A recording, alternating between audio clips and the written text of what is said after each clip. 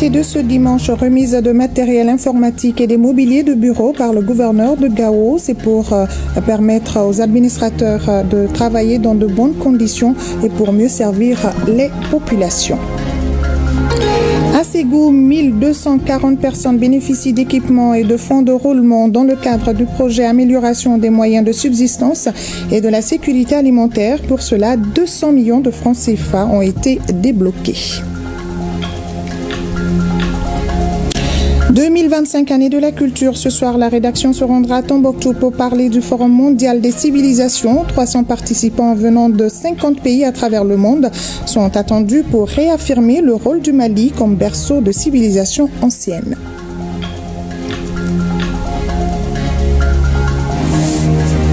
Et ce soir, nous recevons le ministre de l'Éducation nationale, Amadou Sissavané, et celui de l'enseignement supérieur, Bourema Kansai, pour la lecture d'un communiqué conjoint. Votre fidélité nous honore. Mesdames, Messieurs, bonsoir et bienvenue dans la grande édition de ORTM 1.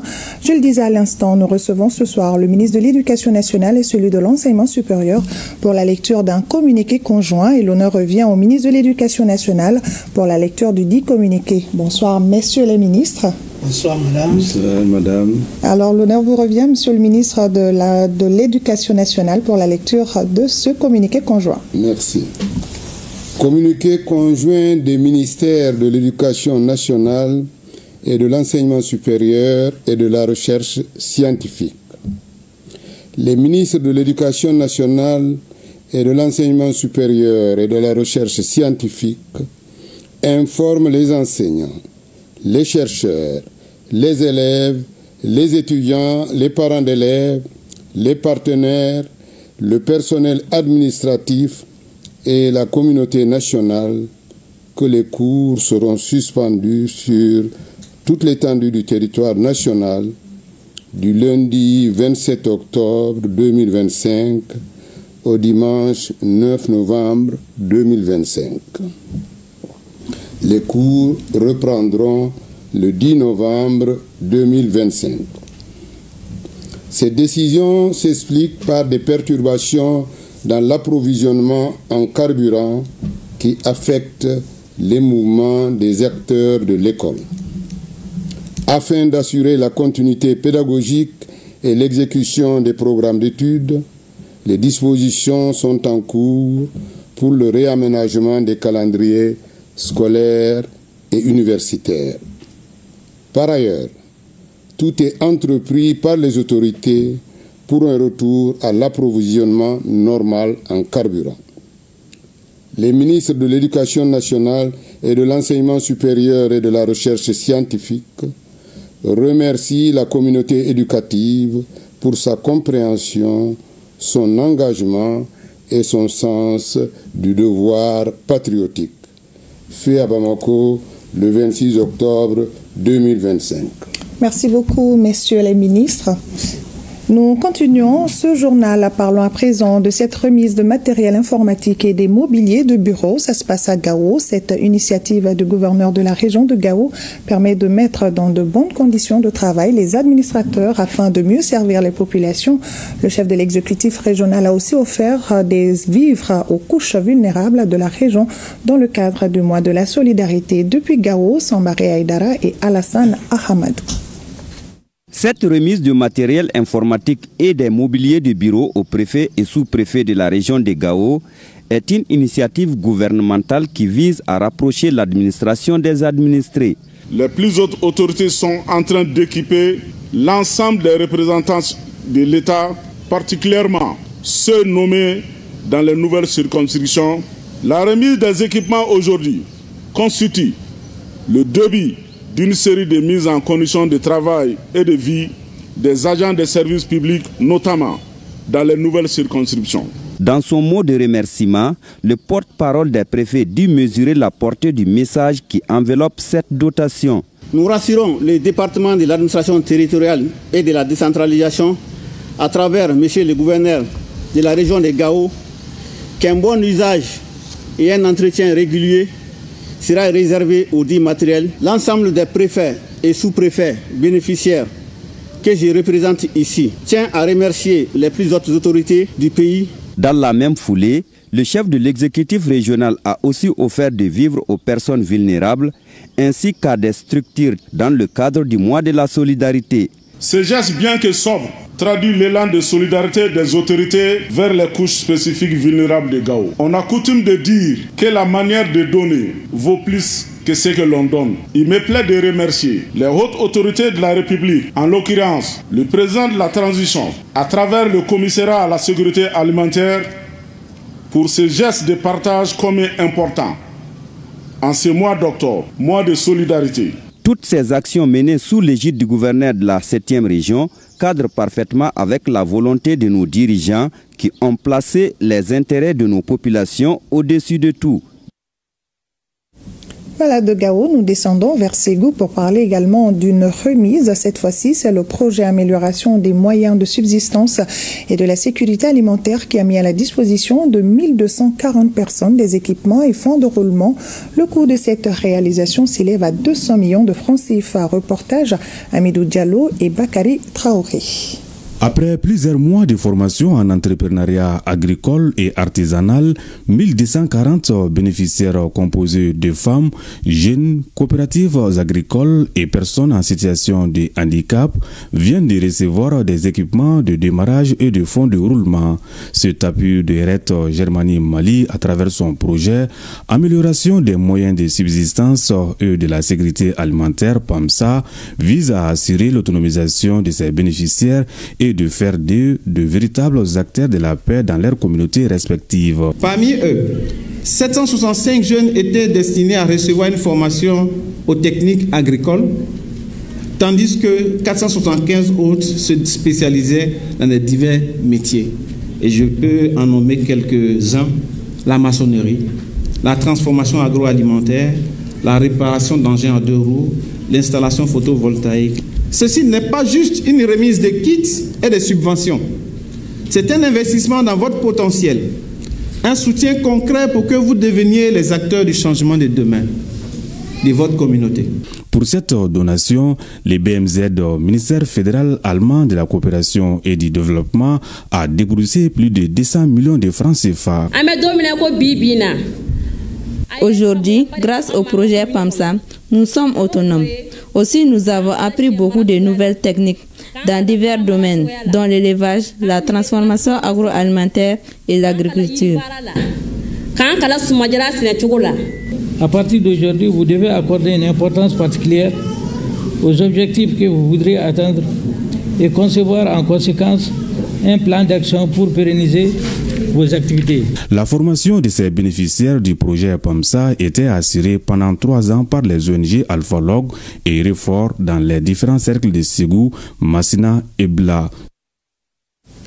Et le Centre de coordination et de gestion des crises et catastrophes SECOGEC informe la population qu'à l'occasion des prochains ravitaillements en carburant, certaines stations de distribution de carburant seront dédiées au ravitaillement des véhicules d'urgence comme les ambulances, les corbillards et autres, des véhicules de transport en commun comme les Sotrama, les taxis, les bus interurbains, les camions gros porteurs, les tricycles ainsi que les véhicules appartenant aux services techniques impliqués directement dans la gestion de la crise. Nous vous donnons à présent la liste des stations de distribution retenues pour le district de Bamako susceptibles d'évoluer. Rive gauche, Yara Ouel, Sebeni-Koro face hôpital Mohamed VI, Somaya Falafia Bougou, Pont Woyowayanko, Corridor avenue Oïa et Titi-Bougou, 9 km, Baraka Pétroleum sans fil face dépôt Star Oil, Sodiez, Sebeni-Koro Woyowayanko, NDC Kati et KDF Djikoronipara. Et pour la rive droite, Yaraouel Moussabougou, descente 3e pont, Sotraka, route de l'aéroport, corridor Daoudabougou, espace et aussi, Baraka Pétroleum Garantigui-Bougou Feu, Golfa Service Badala Colline, NDC Sirakoro, Yara Service route Faladie et KDF Senou. Dans les régions, en cas de nécessité, les stations de distribution destinées aux véhicules ci-dessus mentionnés seront identifiées par les gouverneurs après concertation avec les acteurs concernés. La mesure vise à désengorger les stations-service, à fluidifier le ravitaillement en carburant des populations et à prioriser les véhicules de secours, d'assistance et de transport en commun. Cette mesure prise de commun accord avec tous les acteurs impliqués dans la gestion de la crise entre en vigueur à compter de ce jour et jusqu'à nouvel ordre. Le Centre de coordination et de gestion des crises et catastrophes salue la résilience de la population et sait compter sur la bonne compréhension et l'engagement patriotique de tous.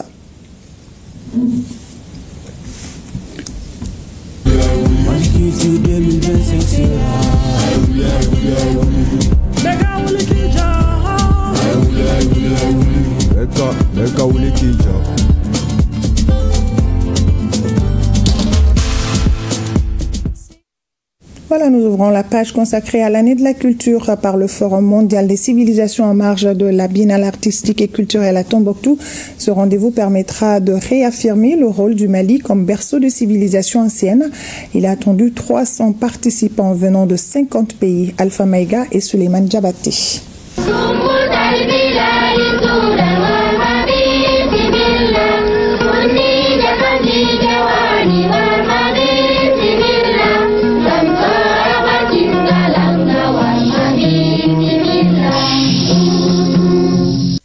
Situé au cœur du désert, Tombouctou n'a jamais été qu'une ville. C'est une idée, une mémoire vivante des civilisations où les manuscrits millénaires dorment encore sous le sable, témoin d'une époque où l'Afrique de l'Ouest illuminait le monde par son savoir.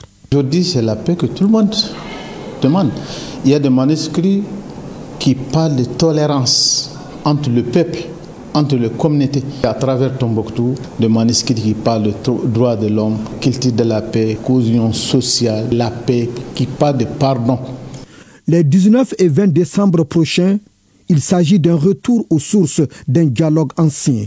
Tombouctou, perle saharienne, classée au patrimoine mondial de l'UNESCO, vibrera au rythme d'un événement d'envergure, le Forum mondial des civilisations. Organisé en marge de la Biennale artistique et culturelle, ce forum ambitionne de réactiver le rôle historique de la ville en tant que carrefour du savoir, du dialogue, de la paix entre les peuples. Ce qui fait de Tombouctou un lieu de résilience et de renaissance culturelle. Donc aujourd'hui, pour nous, c'est vraiment un honneur de valoriser notre héritage culturel à travers ce forum-là. Faire en sorte que chaque mot qui sera prononcé à Tombouctou, chaque acte qui sera posé, soit un pas essentiel vers la réalisation de cette paix. Tombouctou, c'est la ville la plus connue au monde en ce qui concerne le Mali. Tombouctou, c'est un symbole. Tombouctou, c'est la ville des savants choyés d'Allah. Tombouctou est une ville de paix, une ville de foi. Rappelez-vous de la flamme de la paix organisée par Alpha Oumar Konaré pour célébrer la paix. Ce forum vient réactiver cette mémoire intellectuelle et spirituelle en rassemblant plus de 300 participants issus de 50 pays universitaires, diplomates, artistes, chefs religieux, décideurs politiques et membres de la société civile. Lors de ce forum, que les décisions qui seront prises, que les recommandations qui en sortiront soient réellement matérialisées en actes. Il faut qu'à Tombouctou, on retrouve vraiment des universités, qu'on retrouve vraiment des laboratoires de recherche, qu'on retrouve vraiment des structures de réflexion. Il est dit, les guerres prenant naissance dans l'esprit des hommes, c'est dans l'esprit des hommes qu'il faut élever et défendre de la paix. La paix est une denrée précieuse et aujourd'hui, que le monde entier réponde à l'appel des autorités maliennes, à l'appel du peuple malien, à l'appel de cette cité qui a vocation à l'universel, de discuter de paix, les attentes ne peuvent être immenses. Nous avons plusieurs civilisations, nous avons plusieurs cultures, mais nous sommes une seule humanité. Il faudrait qu'on s'accepte, il faudrait qu'on se connaisse, Il faudrait qu'on se parle. C'est pour apprendre de l'autre. C'est pour comprendre l'autre. C'est pour tolérer l'autre. C'est pour pardonner l'autre. Dans ce manuscrit, cet patrimoine qui est là, qui nous attend à l'exploiter pour voir comment il faut vivre ensemble. Ça, c'est très important. Comment il faut amener une tolérance africaine entre nous à travers ces manuscrits. Comment il faut parler de droits de l'homme africain entre nous à travers ces manuscrits. Donc je pense que c'est ça que le manuscrit peut amener tout de suite, rapidement, si on les utilise. Ce forum est un symbole fort au cœur du Sahel, car il se tient dans une région marquée par les crises. C'est aussi un acte de résistance culturelle et intellectuelle. Il rappelle que le dialogue n'est pas un luxe, mais une nécessité, et que Tombouctou, ville mythique, n'a jamais cessé d'inspirer les bâtisseurs de ponts entre les cultures. Tombouctou est une ville d'accueil. On dit chez nous, laisse ton enfant pour prendre l'enfant d'autrui. Ferons de cet événement une fête de la culture. De se donner la main pour bâtir ensemble une chaîne, les chantiers, les espérances, les cœurs libres de conscience. Une déclaration finale pour l'avenir est attendue des travaux du forum qui aboutiront à une déclaration de Tombouctou. En attendant, il faut dire que le Forum mondial des civilisations, c'est quand la cité des 333 saints redonne la parole à l'histoire. 2025, année de la culture, à Tombouctou, toute une histoire culturelle, sans que le chat ne miaule.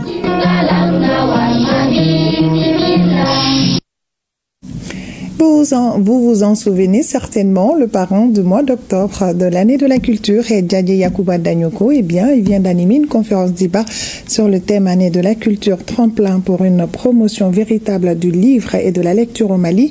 Et c'était à la Bibliothèque nationale, occasion donc pour lui de remettre des attestations aux familles donatrices de livres à la Bibliothèque nationale, à Mariam Koulibaly. Inspiré de cette célèbre citation du regretté Nelson Mandela qui dit, je cite, « Une nation qui lit est une nation qui gagne ». Fin de citation. Djadje Yacouba Danyoko entend s'atteler à la promotion du livre et de la lecture pour ce mois d'octobre de l'année de la culture dont il est le parrain. C'est ce qui motive la tenue de la présente conférence sur le thème 2025, année de la culture, tremplin pour une promotion véritable du livre et de la lecture au Mali. Le livre est un produit qui est le fruit d'une équipe. L'écrivain, mettons l'écrivain, il s'isole pour écrire, mais pour que le produit de ses réflexions soit connu, il faut toute une chaîne. C'est pour ça que j'ai voulu rassembler tout le monde et puis donner la parole au cours de cette conférence à des personnes qui ont beaucoup contribué à la promotion du livre et à la lecture. Ce qu'on peut retenir de cette conférence du parrain du mois, c'est que ça donne envie d'écrire et de lire, mais ça pose également la nécessité d'avoir une politique, un document de politique du livre et de la lecture, toute chose à laquelle le ministère en charge de la culture, de l'artisanat, de l'industrie hôtelière et du tourisme donc a mission pour faire en sorte que la promotion de la lecture, la promotion du livre et que tout ce qui concerne donc, le livre soit suffisamment promu au Mali. La rencontre, déroulée sous forme d'échanges participatifs, a permis de toucher à plusieurs problématiques liées à la chaîne du livre. L'un des temps forts fut la remise de plus de 4300 livres à la Bibliothèque nationale par cette généreuse famille malienne. Il y a les livres historiques, de géographie, religieux, les romans policiers, les pages africaines, les livres scolaires. C'est un honneur pour nous vraiment qu'on sache que les ouvrages de papa sont bien gardés au niveau national. Et toujours l'esprit d'enseignant-chercheur, le papa a voulu faire un partage de connaissances. C'est majoritairement des livres qui sont sur l'agriculture en russe, la pisciculture, l'élevage. Le geste qui apparaît certes simple est d'une portée inestimable pour les responsables de la structure qui invitent d'ailleurs d'autres bonnes volontés à emboîter le pas. C'est des intellectuels qui ont constitué leur fonds documentaire. Ça veut dire que ce n'est pas des documents tirés au hasard. Ça veut dire qu'ils ont mis leur intelligence en marche pour sélectionner ces documents, les acheter. Donc c'est pour leur performance d'abord. Maintenant, quand on met ces documents à la disposition des utilisateurs, ça ne peut que nous servir. Ça, c'est un premier aspect. Deuxième aspect, c'est que ces documents, contrairement à certains dont ne sont pas vieux, c'est des documents récents, très pertinents pour la Bibliothèque nationale. En retour, des attestations et des cadeaux sont remis aux familles donatrices des livres de la part de la Bibliothèque nationale. La visite des stands des éditeurs maliens présents à la rencontre a mis fin au programme 10 jours. 5e édition du défilé de mode Coco Fashion, l'événement organisé par la maison de couture Coco, s'inscrit dans la dynamique de la promotion de la créativité et du consommer local, a vu la participation de plusieurs acteurs et amateurs de la mode. Les prestations musicales ont également été les temps forts de cette édition. Nous retrouvons Mariam Koulibaly. C'est un public charmant qui accueille sur l'esplanade du Centre international des conférences de Bamako la 5e édition du Coco Fashion Show. L'événement a mis sur scène une dizaine de collections qui magnifient chacune la créativité et l'originalité dans un style en parfaite symbiose avec l'identité malienne. Nous nous sommes inspirés de ce que la population lambda préfère et nous avons essayé d'apporter un peu plus de modifications, un peu plus de nouveautés, un peu plus de peps pour que chacun puisse y retrouver son sort tout en étant vraiment original et chic en fait. Les œuvres confectionnées à partir des tissus comme le bazin, le wax, le pain tissé et autres se veulent garant de l'effort fourni par les stylistes et créateurs de mode au Mali pour une souveraineté vestimentaire. Au-delà de la scène, le défilé rétablit le pont entre la mode, l'artisanat et la création d'emplois. Ils travaillent à faire avancer le Mali et à faire connaître le Mali à travers le monde. Et en plus de ça, ils nous rendent vraiment belles. C'est tout un contenu entrepreneurial que nous avons visité ce soir. Des jeunes dynamiques. Le promoteur de Coco Fashion est très engagé. Il crée de l'emploi.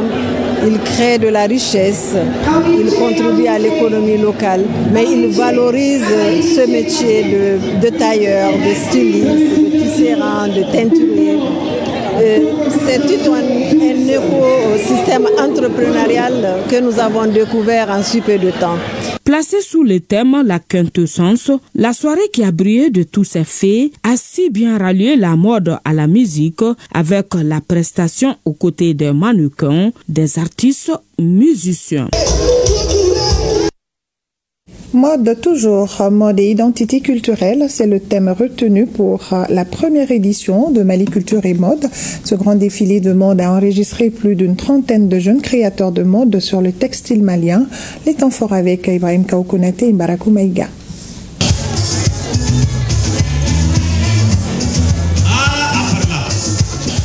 Mali Culture et Mode, première édition, se veut un rendez-vous incontournable et un cadre d'expression des jeunes stylistes, créateurs de mode du Mali et de la sous-région.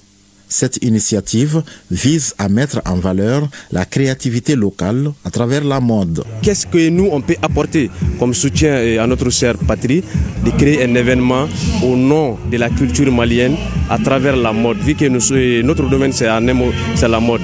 Et puis nous voulons aussi donner en un mot une valeur, ajouter en un mot notre pierre à l'édifice, une valeur à la culture malienne. Ce fut un véritable tremplin pour les jeunes couturiers.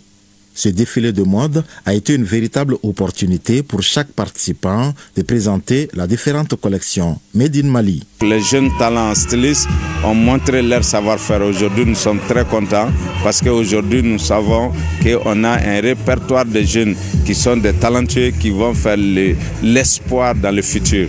Faire un événement pareil, ce n'est pas facile. de rassembler autant de créateurs, autant de stylistes pour venir montrer les talents, les savoir-faire. La jeunesse est à féliciter. Cette initiative est accompagnée par le département en charge de la culture. Les jeunes créateurs maliens aujourd'hui sont très bien inspirés et sont décidés à porter très haut la culture malienne à travers notre mode vestimentaire, à pouvoir porter haut aussi le Mali dans le firmament des événements mondiaux, pour montrer aujourd'hui que les talents maliens n'ont pas de complexe, sont capables de vendre leur expérience et leur savoir-faire pour le bonheur de la mode malienne. La remise des attestations à certains participants et partenaires de l'événement a mis fin à cette première édition de Mali Culture et Mode.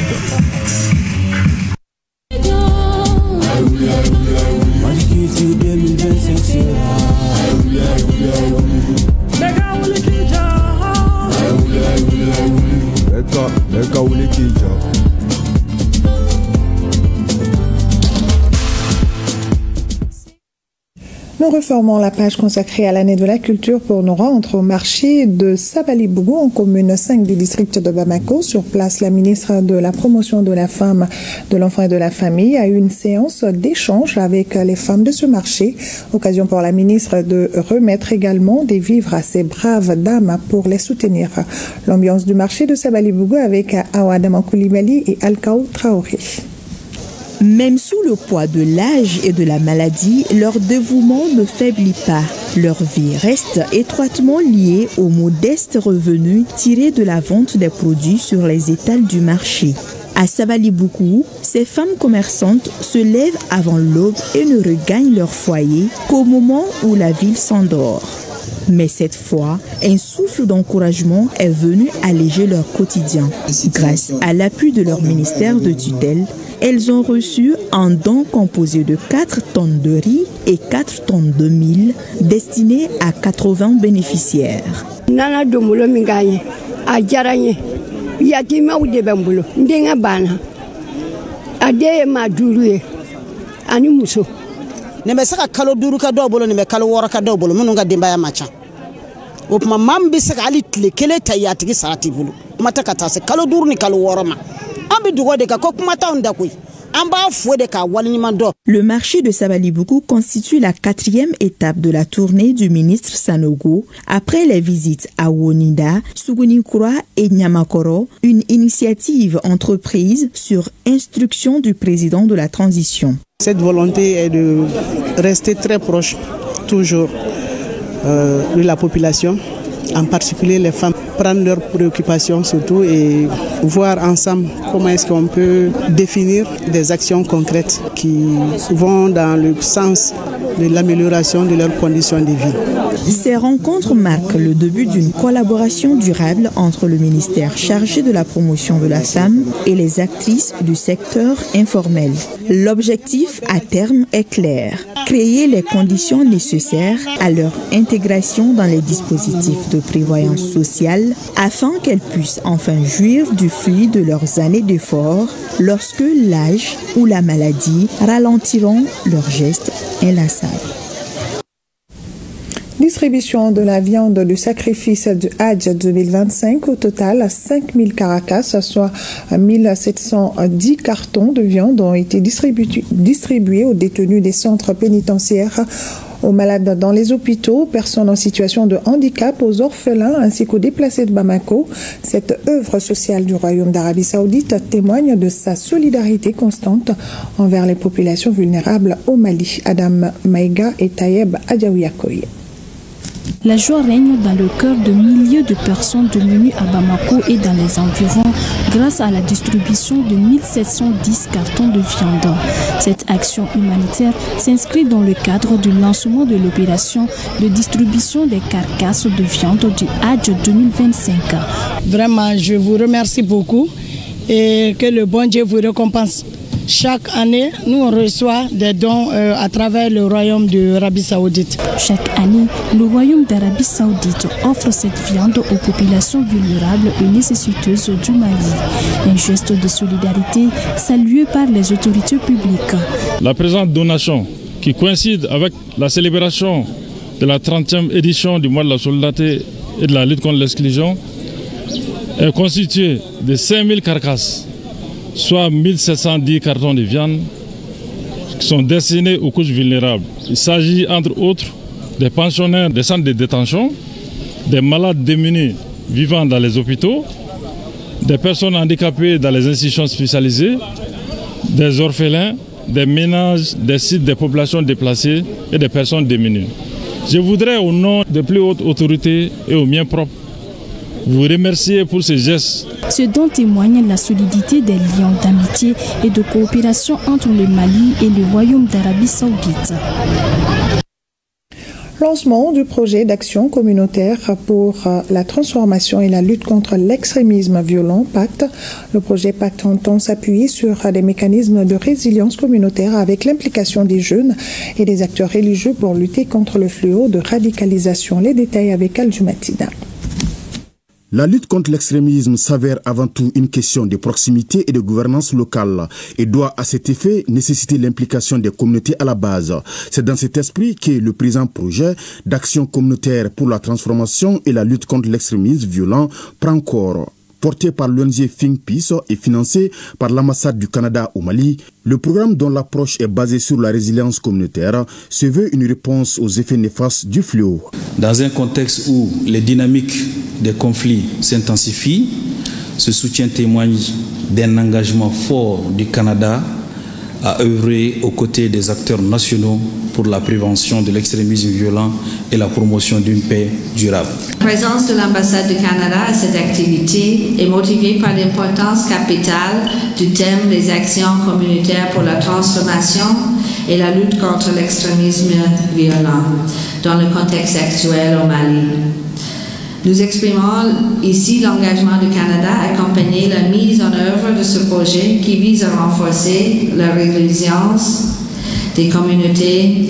Une des particularités du projet est l'implication de l'État à travers le secrétariat permanent de la politique nationale de prévention et de lutte contre l'extrémisme violent et le terrorisme au Mali. Ce projet contribue à transformer les causes profondes de l'extrémisme violent en opportunités de développement de dialogue et de construction du lien social. La lutte contre le terrorisme ne peut se gagner uniquement sur le plan militaire. Elle requiert un travail de fond sur les mentalités, la gouvernance locale, la justice sociale et la confiance entre l'État et les populations. Ce nouveau programme appelé PACT, qui vient d'être lancé par l'ONG Think Peace, dure 7 mois. Il couvre Bamako, Ségou et Ménaka. Les couches ciblées sont les jeunes, les femmes et les acteurs religieux qui seront renforcés non seulement pour faire face aux fausses informations, mais aussi de lutter contre des propos et discours de haine. Redonner espoir à une jeunesse en quête de repères, tel est l'objectif du projet Nouvelle Chance, Espoir et Renaissance des Jeunes qui vient d'être lancé. Ce programme de 3 ans veut donner une nouvelle chance aux jeunes ex-toxicomanes qui vise donc à insérer 500-600 jeunes en situation de dépendance afin de les aider à devenir autonomes. Compte rendu, Soumao Aïdara et Omar Katraori.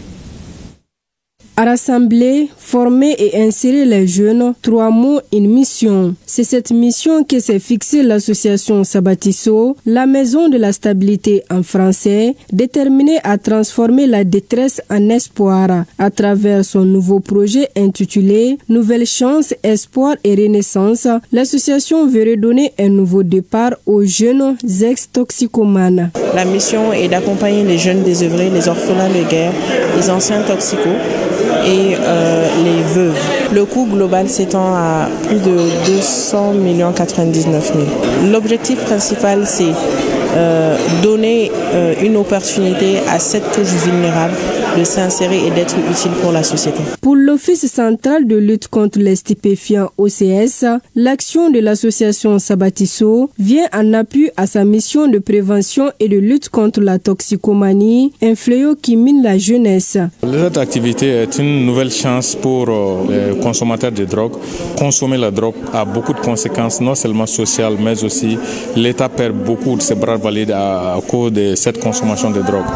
Donc vraiment nous apprécions cette idée et nous encourageons le partenariat entre l'association Sabatisso et l'Office central des stupéfiants. Le ministère en charge de la jeunesse confirme que ce projet s'inscrit pleinement dans la volonté des autorités de favoriser la réinsertion sociale et professionnelle des jeunes vulnérables. La jeunesse demeure notre plus grande force, notre espoir et notre moteur de développement. Mais pour que cette jeunesse joue pleinement son rôle, elle a besoin de véritables opportunités de formation, d'accompagnement, d'encadrement et de perspectives durables. La collaboration entre l'association Sabatisso et l'État établit une feuille de route claire pour la reconstruction, créant un levier d'espoir durable pour que cette jeunesse marginalisée puisse bâtir un avenir stable. Retour à l'actualité régionale à Bandiagara, lancement du projet stabilisation sociale à travers une gestion holistique des conflits par les structures communautaires endogènes. Un projet financé par le Fonds d'appui au moteur du changement FAMOC qui concerne les cercles de Bandiagara, Bankas et Koro. Reportage à Guibo Koulibaly et Mahamadou Sidibé. Cette rencontre régionale marque le point de départ d'un processus inclusif de prévention et de gestion pacifique des conflits dans une zone encore marquée par des tensions intercommunautaires. L'objectif est de renforcer les capacités des structures locales dans la médiation, encourager la participation des femmes et des jeunes à la gouvernance locale et instaurer des espaces permanents de dialogue entre acteurs communautaires et autorités. Ce projet, nous l'espérons, viendra renforcer les dynamiques locales de prévention et de solution des conflits en valorisant les savoirs, les pratiques et les mécanismes endogènes qui ont longtemps constitué les fondements de notre vivre ensemble. La structure porteuse du projet insiste sur l'approche participative et inclusive. Forte de son expérience dans les domaines de la paix, de la cohésion sociale, de la protection communautaire et du développement local. Yaktou travaille depuis plusieurs années avec les femmes, les jeunes, les leaders communautaires et les collectivités de la région de Bandiagara pour promouvoir une résilience durable et un développement inclusif. Le chef de l'exécutif régional a salué l'initiative, la qualifiant de complémentaire aux efforts de l'État pour le retour de la paix et de la cohésion sociale. Les cercles de Bandiagara, Bankas et Koro. Ces zones font face depuis plusieurs années à de multiples défis.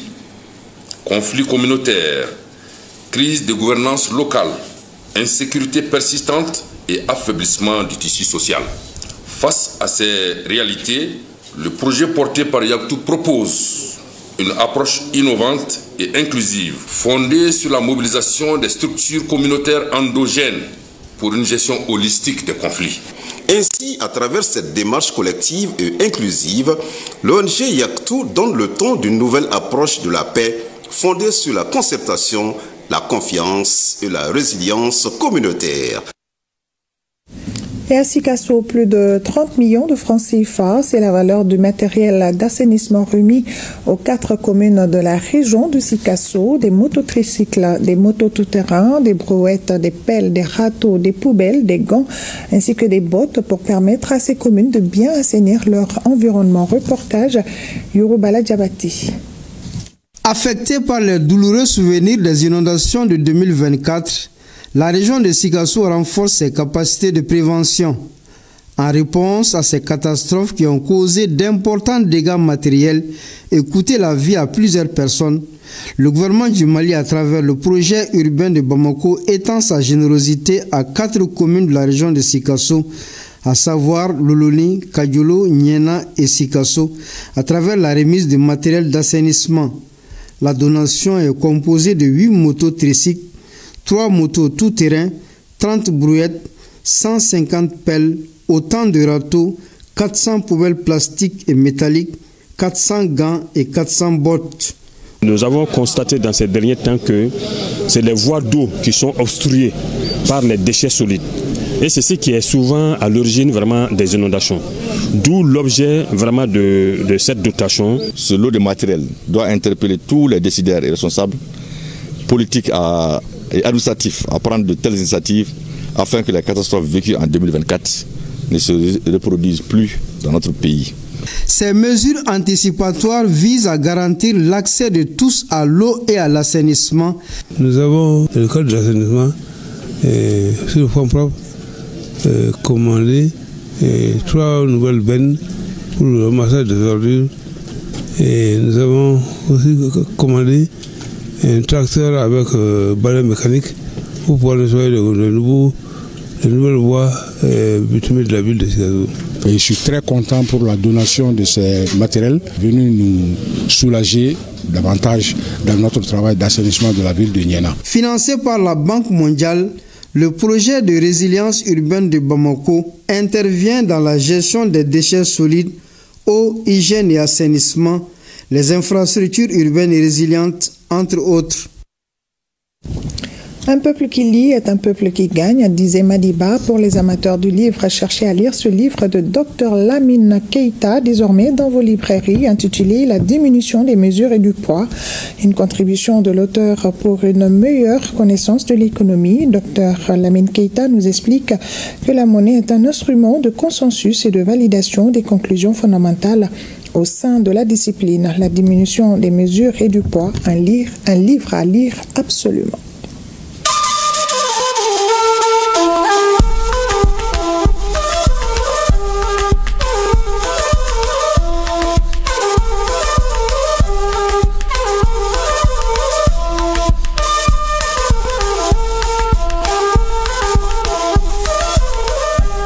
Actualité AIS au Burkina Faso, le Premier ministre burkinabé, pour s'assurer du bon fonctionnement, s'est rendu au centre d'hémodialyse du centre hospitalier régional de Tenkodogo. Occasion pour le visiteur du jour de féliciter les travailleurs pour les efforts fournis en faveur de l'amélioration de la santé des populations.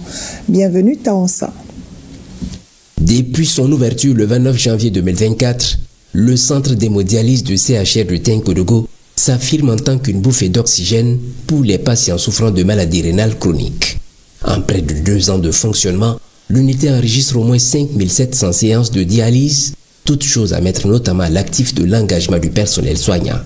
Ce 24 octobre et en marge de son séjour dans le cadre du Salon régional de l'artisanat, le Premier ministre Rim Talbaja Emmanuel Ouedraogo vient non seulement s'assurer du bon fonctionnement de ce centre vital, mais aussi toucher du doigt les conditions des travailleurs. On a vu un personnel dévoué et les statistiques montrent effectivement que c'était un centre qui était très attendu.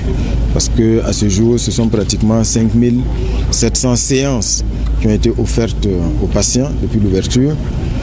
Et aujourd'hui, on peut se dire véritablement que c'est une grosse satisfaction. C'est un privilège et un grand honneur pour nous de recevoir le chef du gouvernement, son Excellence Monsieur le Premier ministre, dans notre structure de santé. Vraiment, ça nous motive encore davantage, ça nous comble et on voit qu'on a un soutien. Entièrement financé sur le budget de l'État, le centre d'hémodialyse du CHR de Tenkodogo, c'est une capacité de 90 patients.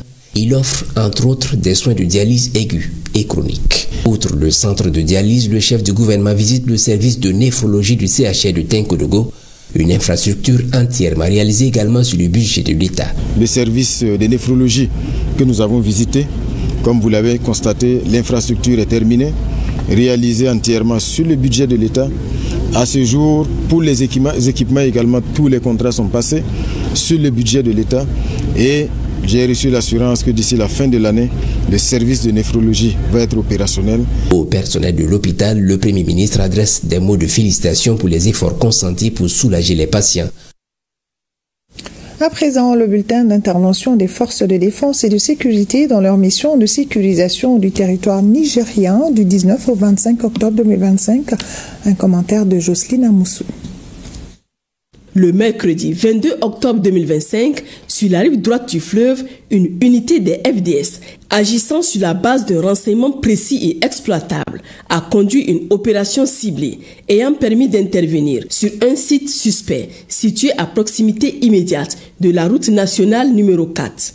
Ce site servait de point de ravitaillement logistique et de poste d'observation avancé pour un groupe terroriste dirigé par un chef ennemi de premier plan. Grâce à une action offensive rapide, précise et décisive, les éléments engagés ont neutralisé la cible principale. Au cours de cette même semaine, les patrouilles déployées sur l'ensemble de la zone d'opération ont permis la détection, la neutralisation et la destruction sécurisée de 3 engins explosifs improvisés, écartant ainsi de graves menaces contre les populations civiles et les usagers des axes routiers. Dans le cadre de l'opération Damissa, conduite sur l'ensemble de la région de Dosso, les forces de défense et de sécurité poursuivent leurs actions offensives visant à déstabiliser les groupes armés terroristes opérant le long de la bande frontalière.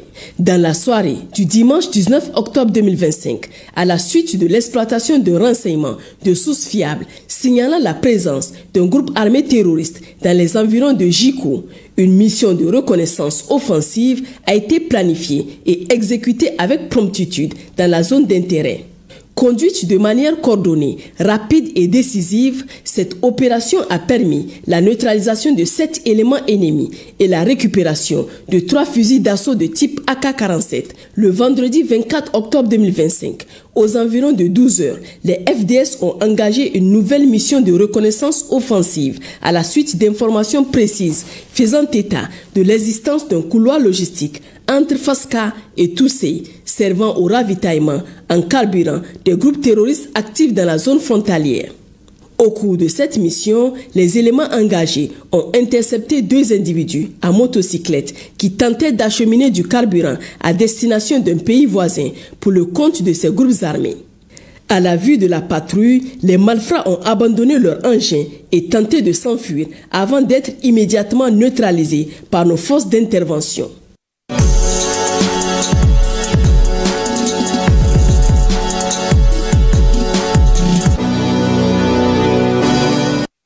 Il est au rendez-vous, Siragatou Sissi, pour l'actualité sportive de ce dimanche. Bonsoir, Siragatou. Bonsoir, Khadijatou Kone. Alors, vous avez ce soir de bonnes nouvelles. D'abord, compétition africaine des clubs. C'est un jour historique pour le Stade malien de Bamako qui se qualifie en phase de groupe de la Ligue des Champions.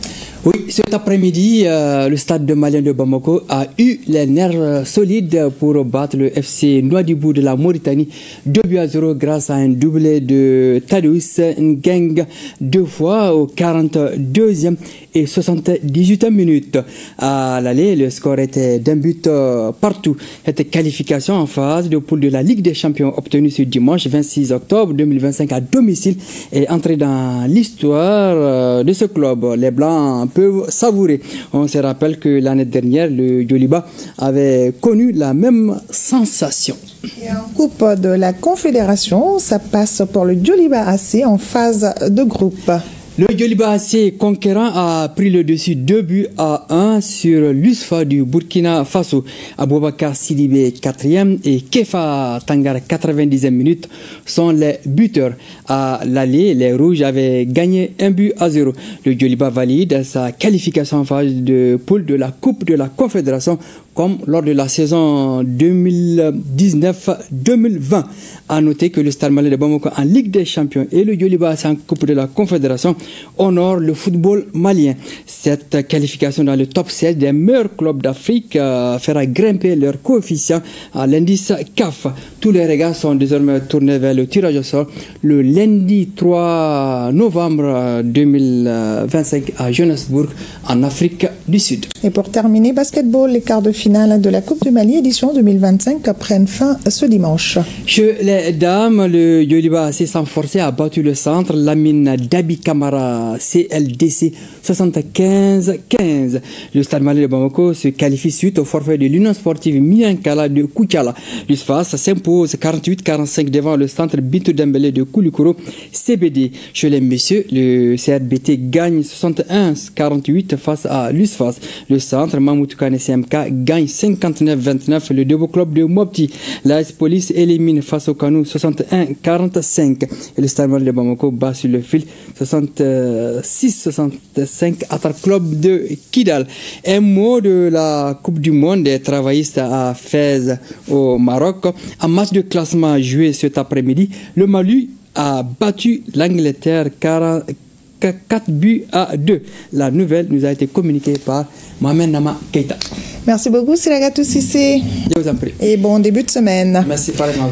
À suivre dans nos programmes ce soir, votre émission Débat au cœur de l'économie qui porte sur le thème les fonds de garantie du secteur privé, un levier stratégique pour le financement du secteur privé au Mali. Une émission de 90 minutes avec des reportages et des débats sur les missions, l'impact du fonds de garantie du secteur et les perspectives de financement des PME et PMI au Mali. Sur le plateau, des représentants du ministère de l'Industrie et du Commerce, du Conseil national du patronat du Mali, de l'Association des professionnels des banques et établissements financiers et du Fonds de garantie du secteur privé. Une émission animée par Nyanya Traoré et Sidiki Dombele. C'est la fin de cette édition. Merci à vous de l'avoir suivi. Je passe le relais à Barakissa Ouattara pour le 20h, mais avant de retrouver Abdul Karim Kaba pour le 13h. Le fleuve ne se précipite pas, mais il atteint toujours la mer. Par ce proverbe, nos grands-pères nous enseignent que la résilience, c'est avancer lentement, mais sûrement, sans se décourager. Le Mali dans nos cœurs et dans nos prières. Bonne fin de soirée à tous.